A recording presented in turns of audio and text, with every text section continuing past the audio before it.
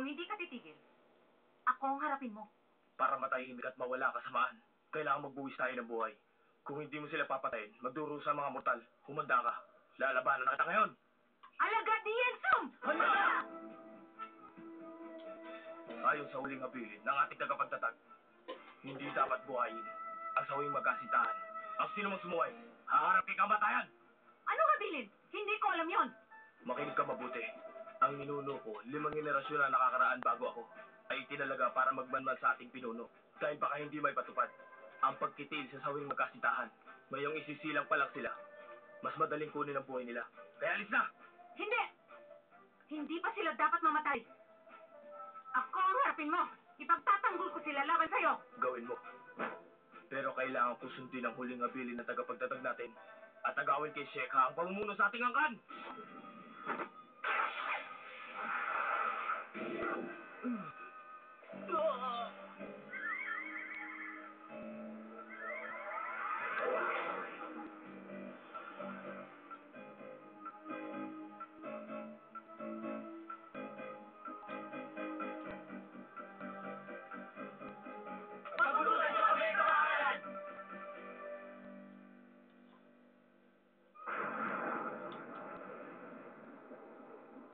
Bakit? May iba ka pang kaaway? Hindi ka kasi mahusay na pinuno. Bitiwan mo na yung katungkulan. Sumuko ka na. Hindi ko gagawin ang gusto mo. Ano man ang habilin, wala akong pakialam. Ang mahalaga mailigtas ko ang magkasintahan.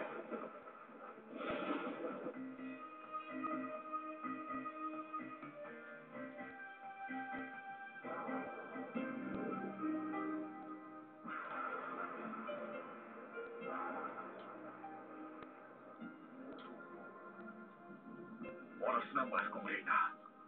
Lumabas ka na.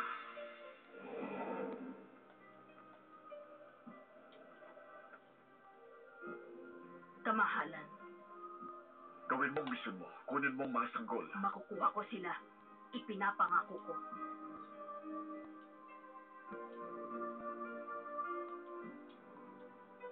Ano man ang mangyari, magtatagumpay ako. Paalam, mahal kong asawa.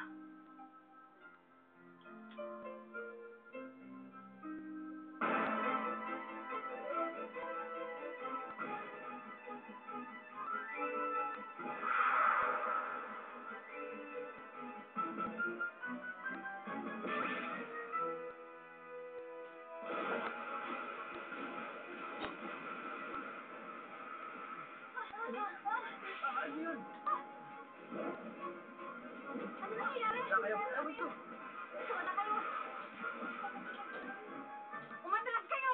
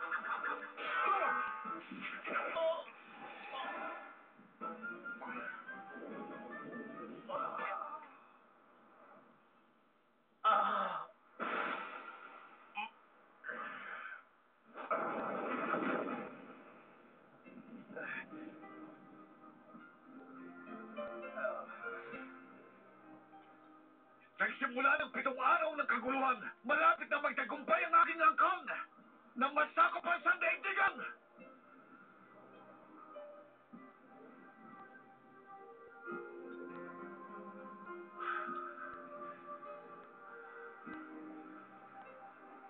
Mahal kong Reyna.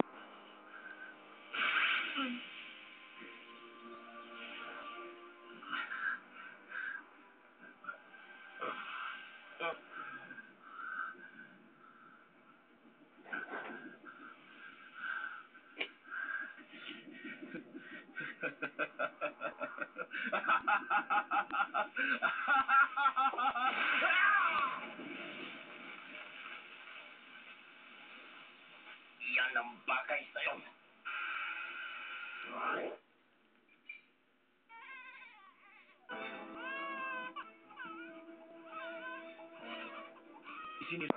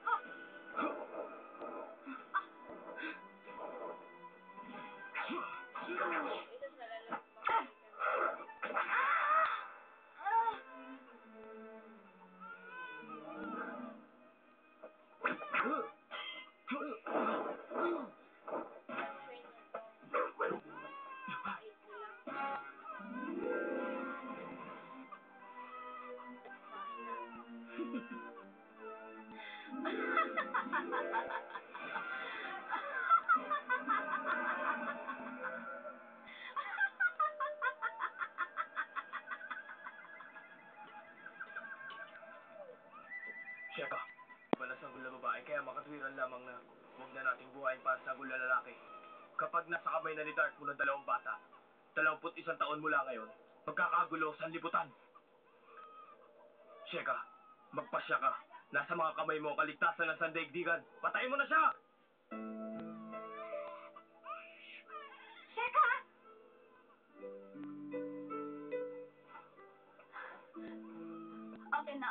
Akin ang anak ko. Para niyo lang awa.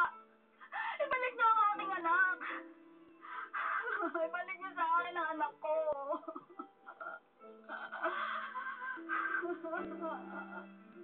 Maawa kayo sa anak ko.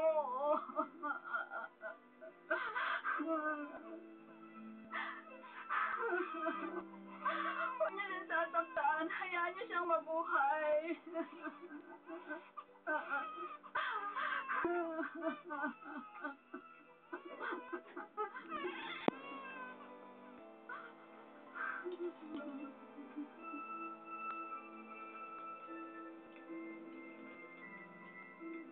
Samleo, naniniwala ako na wala sa mga kamay natin ang kapalaran ng sangkatauhan. Kaya wala nang iba pang paraan kundi ang lumayo. Ikaw ang asawa ko, Sheka. Masusunod ang iyong pasya. Mula ngayon, pinuputol ko na ang lahat ng nag-uugnay sa atin sa angkan ng Yesam. May kasabihan ang pagsasabi ng paalam ang pagbubukas ng pinto para sa muling pagkikita. Sila ng paghihiwalay pagkatapos magpaalaman, pagtatagpuin pa rin kami ng tadhana. Xiao Chen. Palagi kong iniisip, kung nalagutan ako ng hininga nung sanggol pa lang ako, hindi na sana ako nakilala pa ni Xiao Chen. Tapos sana kami nakaiwas sa mga kasawian at pagdurusang dinadanas namin. Ang masakit, itinakda na ng tadhana ang kapalaran namin.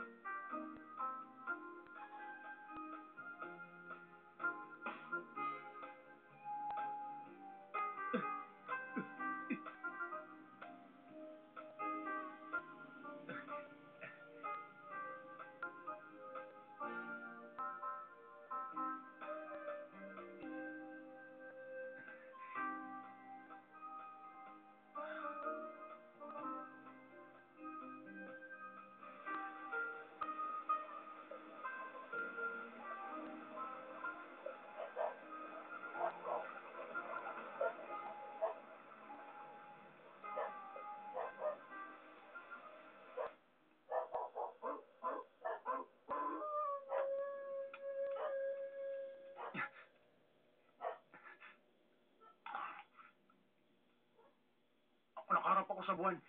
Kung dito ang timog, doon ang kanluran. Doon ang silangan. Kung dito ang silangan, bura. Dito ang silangan. Silangan, hilaga. Ang timog, sa harap o sa likod. Saan ang bahay ng Namco? Naligaw na yata ako. Ipagtatanong ko na lang bukas.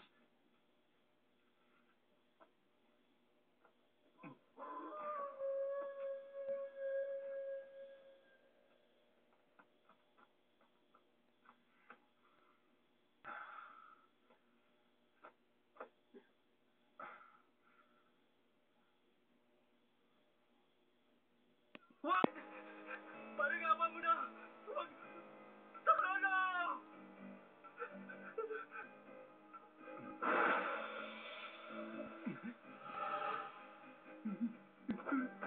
Wala akong naririnig. Wala akong naririnig. Walang nangyayari. Walang nangyayari. Wala akong nakita. Wala. Huwag daw akong makialam. Sabi ni nanay, huwag daw. Hindi pwede. Bawal.